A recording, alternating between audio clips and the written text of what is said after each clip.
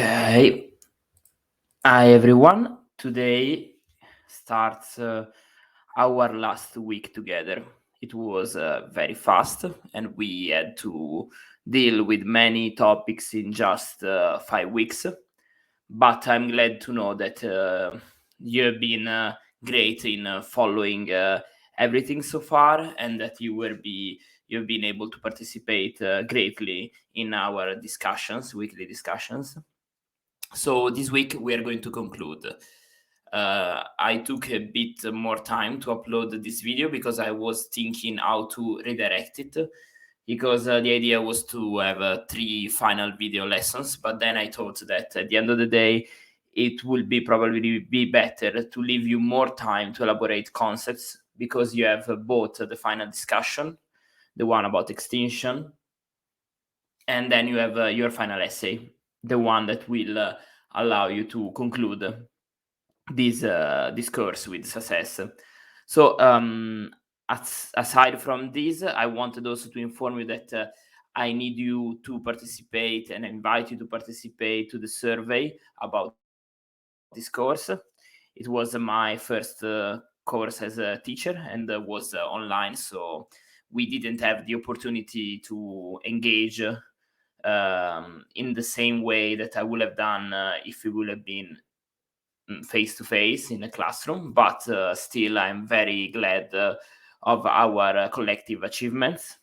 So I would really appreciate if you will participate at in the survey, because this will allow the university, the department, and myself to produce better seminars, better courses, and this way I can contribute as well to a better education system by giving my best contribution. So I think that is really, really important for you to express your voice through this tool that the university is giving you. So you have the link for it. You can find it on Canvas. I uploaded it as an announcement a few days ago. So please follow the link, enter, and give me your most genuine review. So let's shift to our topic of today. Basically, we will have 1 week, and I decided to make you read something about conservation, something about extinction, and something about rewilding. Because at the end of the day, these are the aspects in which we entangle the most with the non-human world. So are the most representative of our ethics toward the environment, toward the non-humans. So extinction is the problem. Conservation is one of the possible responses to this problem, and rewilding, I think, that is the most radical tool of conservation that we have so far. Now we are going to talk about the problem, extinction. Extinction is basically one of the biggest issues that are connected, that we can tell under the umbrella of the term Anthropocene. So basically, we live in a time of mass extinction of biodiversity.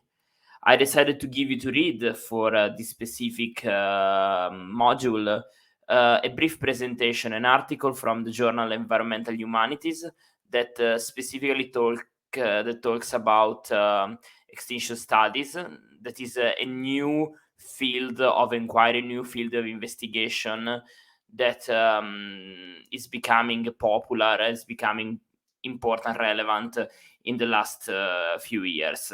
The article of Dominic Okay is called Extinction in Public, Thinking Through the Sixth Mass Extinction, Environmental Humanities and Extinction Studies. I think that is a great overview of what we have to talk about and what we have to understand when we talk about extinction. So to begin with, extinction is basically the loss of biodiversity. Loss of biodiversity, it happens not just at the level of species, but happen at the level of population, it happens at the level of ecosystems, it happens at the level of genes. So it's a way in which the total amount of diversity, of biological diversity, shrinks.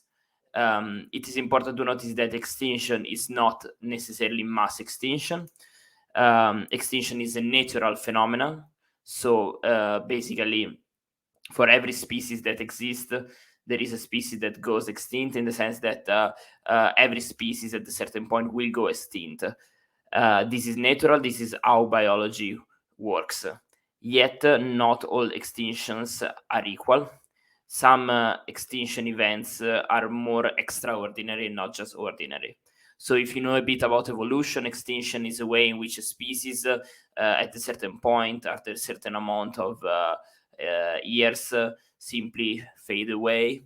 But at the moment in which a species fade away, this species can speciate, generate other species, or can be simply replaced by other species in a process of Darwinian coevolution and competition for finite resources on a finite planet.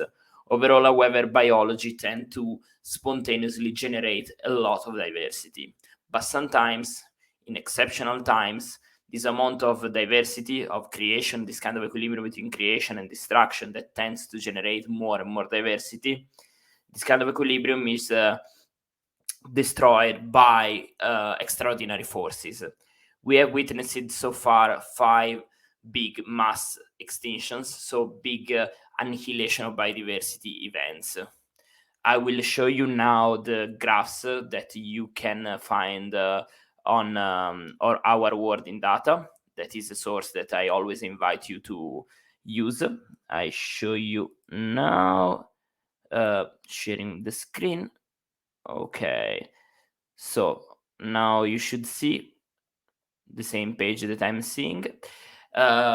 There have been 5 mass extinction in Earth history. They are called the Big Five, and they happen for different reasons, and they happen at different time.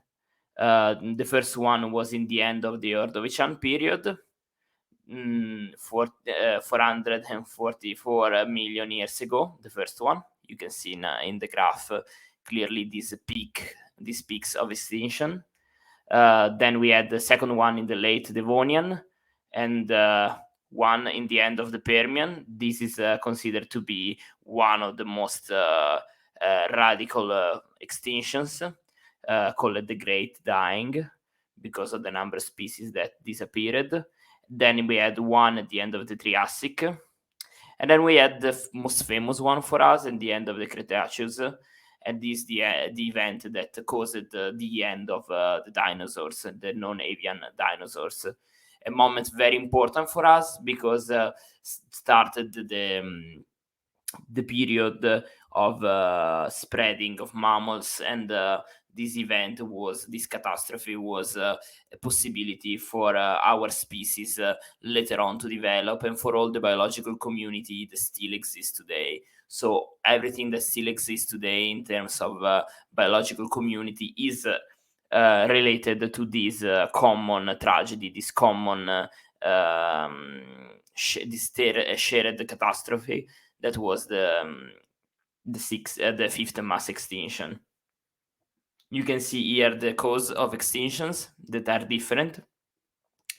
There are different causes for different extinctions. For example, the last one, the one that wiped out all the dinosaurs, was caused by an asteroid impact in the Yucatan, Mexico.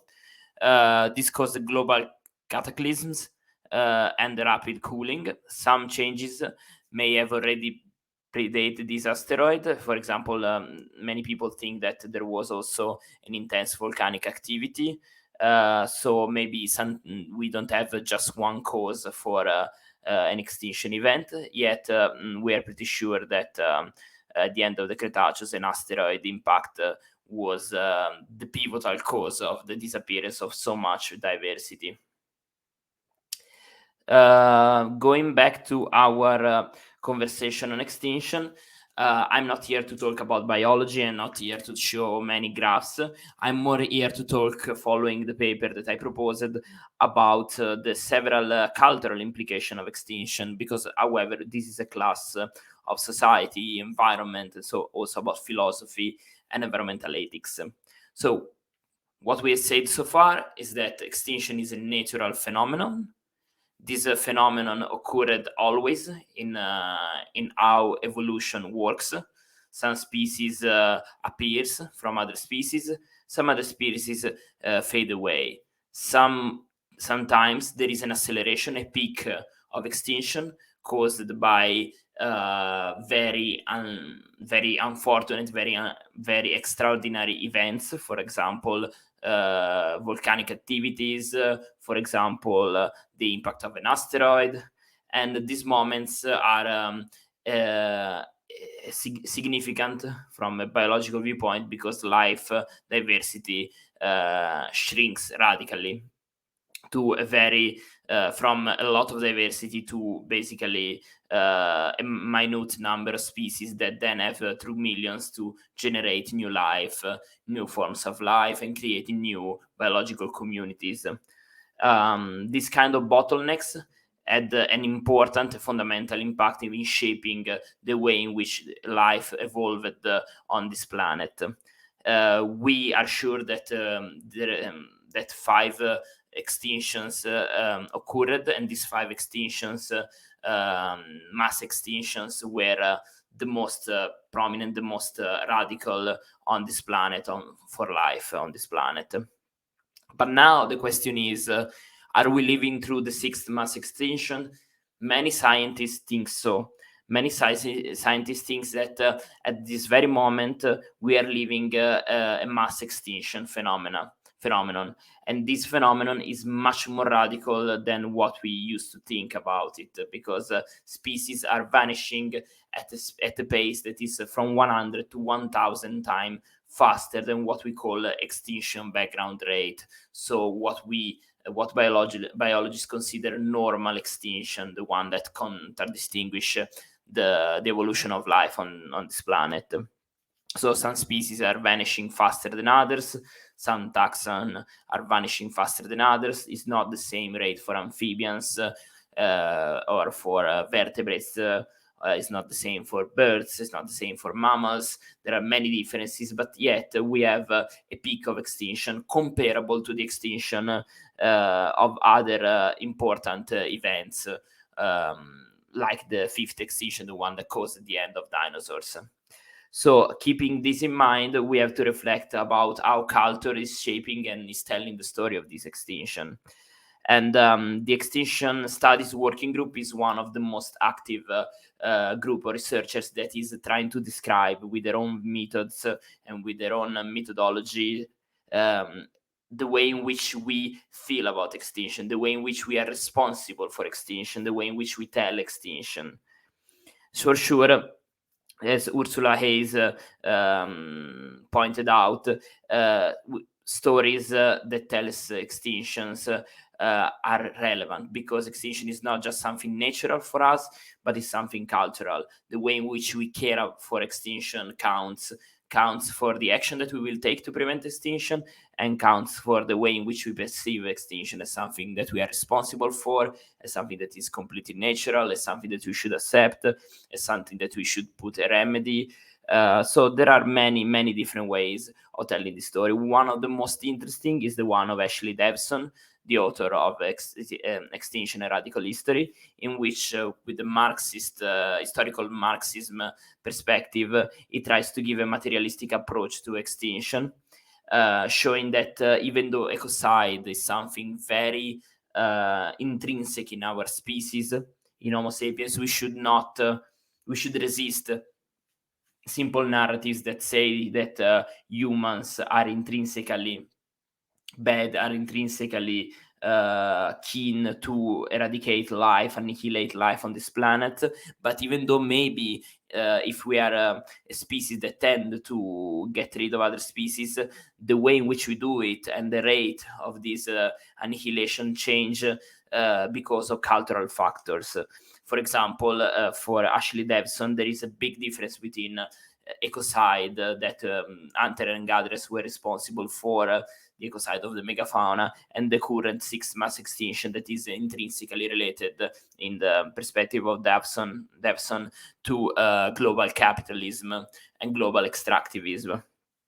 So consumption, economic growth, population growth, sprawling, consumption of goods, and so on, are the biggest cause for today dramatic shrinking of life diversity. So what is to be said is that now we are much more aware than before of the responsibility that we have for the extinction. There is an intergovernmental platform on biodiversity and ecosystem services, and we know that the biodiversity is declining. There are many papers on this subject. We know that the extinction is not just not just biological, but is biocultural, because not only non-human species, non-human populations are disappearing, or ecosystems, but also cultures and languages are disappearing, and the globe is becoming more and more uniform, both in terms of the kind of people and the kind of culture, but also both in terms of the kind of species that inhabit this world. Because of invasive species, because of monocultures, because of the world that is becoming a bit more flat, a bit more identical, a bit more equal. We are creating a capitalistic monoculture, not just in terms of what we cultivate, but also in the way in which we think. We are thinking and acting in a way that is becoming more and more equal from one side to the other of the globe. We may not perceive it, but many languages are disappearing, many cultures are disappearing. Yet, I could say that maybe we should resist the idea of considering biocultural extinction as simply putting together the biological extinction of other species and the cultural diversity, the human cultural diversity that is shrinking.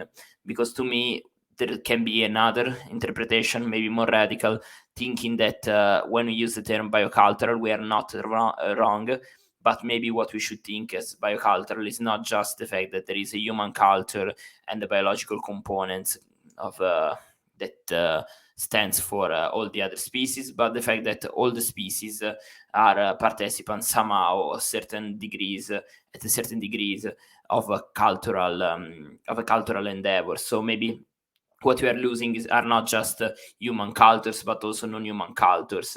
And you can think about it if you think about species like killer whales, but you can think about it not just with very intelligent for our standard kind of animals, but also many different animals. And I think that the work of the Extinction Studies Working Group is very capable of representing this other aspect of biocultural diversity. And one book that is really important from this point of view is the one of Tom Van Doren, an Australian philosopher, field philosopher, a multi-species ethnographer. This book is called Flightways, and is a book describing different kind of avian species at the brink of extinction. It's a combination of traditional continental philosophy, ethnography, biology, ecology, but it's an easy book that is capable to make us feel directly the shivering sensation of being caught up in a process of mass loss of diversity, of biocultural diversity in a non-anthropocentric sense.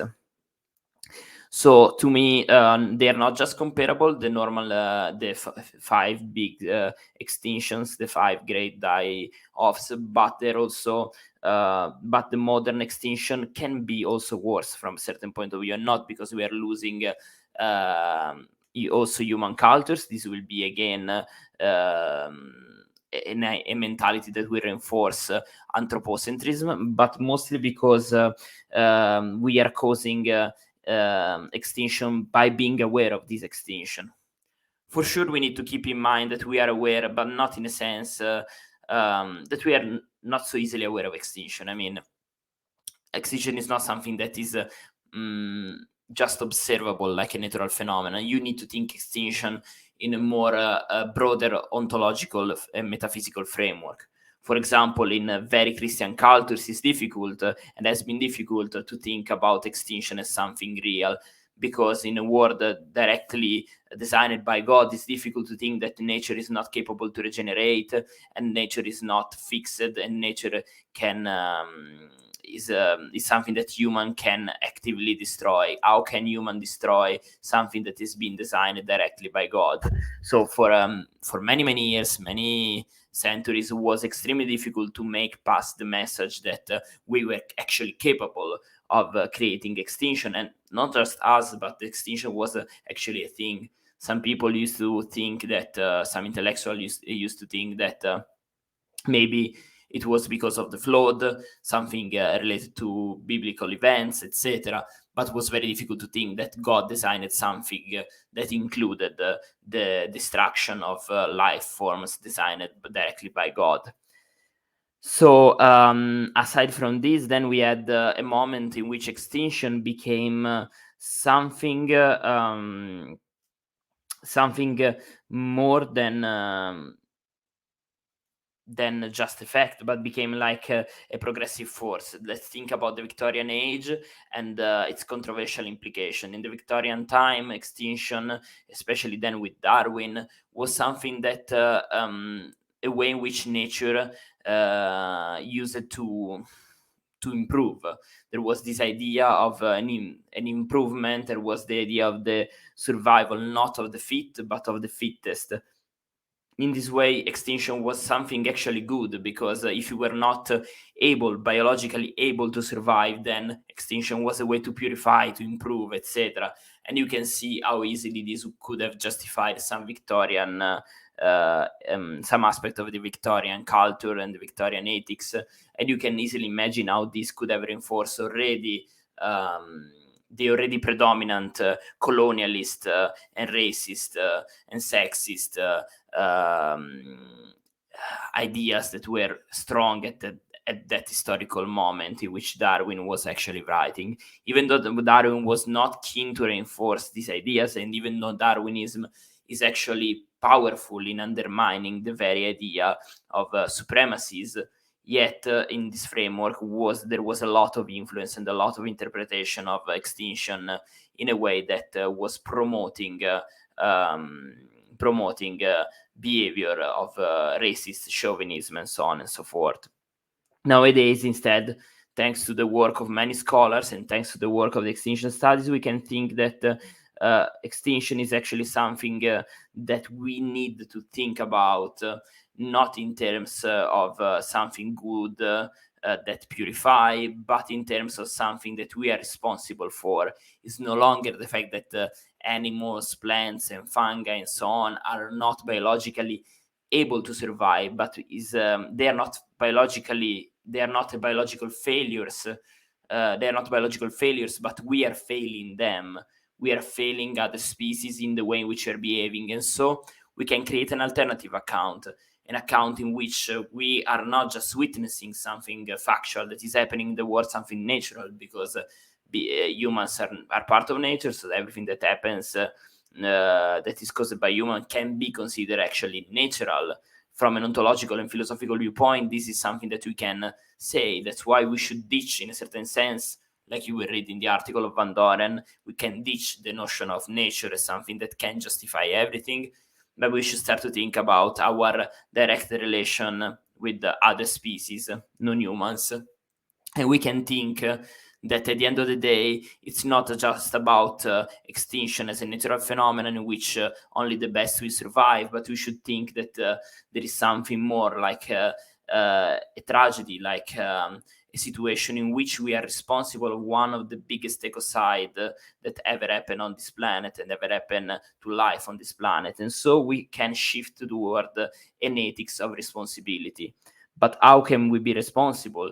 We can be responsible, first of all, by ditching as well the notion of we, a too generic we that includes all the humans, because not all humans are equally responsible, as we have seen when we were talking about Anthropocene in Anna's lecture on Anthropocene. But we also have to move on from the idea that nothing can be done, because we can move through conservation, we can move through rewilding, we can move also through the extinguishing species. Now there are technologies that allow us at least to project the possibility of reviving some animals, or reviving some kind of to find some ecological replacement of a certain species. This is a very complex topic, but it's something that exists. So we need to find a way to respond. Not all the ways to respond are identical. Later in the following lecture and our concluding lesson, we will talk about rewilding as a possibility to respond, to be responsible for the great dying of diversity that we are causing. But once we identify that at least partially humanity at least a part of humanity can very well fit in the metaphor of being the current asteroid that is causing the sixth mass extinction, we need also to think about can we move on and think can we learn something from the single extinction that we are witnessing. And I think that Van Doren and other authors that are very active in the extinction studies working group, they have a very powerful way to create a bridge between humanities and scientific studies. And for example, one take-home message from the work of Van Doren is the one that extinction is not a singular event, but is a process, is a sort of form of slow violence. And we should think of extinction as not as something that happens only when a species, the last member of a species die, but we should think of extinction as a process, a way in which we arrive to a certain point, a point of no return maybe, but yet is a much more dull edge. It's not something linear. It's not something that you can indicate one point and say, oh, this is the moment to which this species went extinct. No, extinction is much more complex. It's a process, and it's a process that needs to be addressed, needs to be needs narrative. And what we can do is to create new narratives to tell the stories of extinction. And telling extinction stories counts a lot, because allow us to feel a shared sense of mourning and create a shared emotional ground, and also shared knowledge of the non-humans that we are going to lose and we have already lost. And thanks to this information and thanks to this amount of knowledge, we can maybe become more sensible and more responsible, and then embrace an ethical standpoint that try to take into account the great loss of biodiversity and try to push people to do actually something about it. The proposal of Van Doren and other authors that work in the Extinction Study Working Group is not to find a structural theory to show how we arrive to the point of extinction. They're not talking specifically about capitalism. They're not specifically talking about anthropocentrism. They're not specifically talking about some of the issues that we have faced during this class, but they are like telling concrete stories of extinction in a way in which we can get closer to what is happening right here and right now, and what has happened in the past, and how we can, from vivid stories, learn how to live together with the non-humans. I think that it is a very stimulating proposal. I think that we could probably integrate their approach with the more structural and broader theories. I think that environmental ethics can help, and I think that facing anthropocentrism, capitalism, human supremacy, and other structural form of injustice can be a step forward to find a better way to frame extinction as not just an ecological phenomenon, but also as a social and ethical problem that we must address, because we are living in a time that demands us to respond somehow to the fact that our world is becoming poorer and poorer in terms of biological and cultural diversity. Thanks a lot for having listened to this lecture. I really hope that you found it short but relevant, and I wish you good Monday.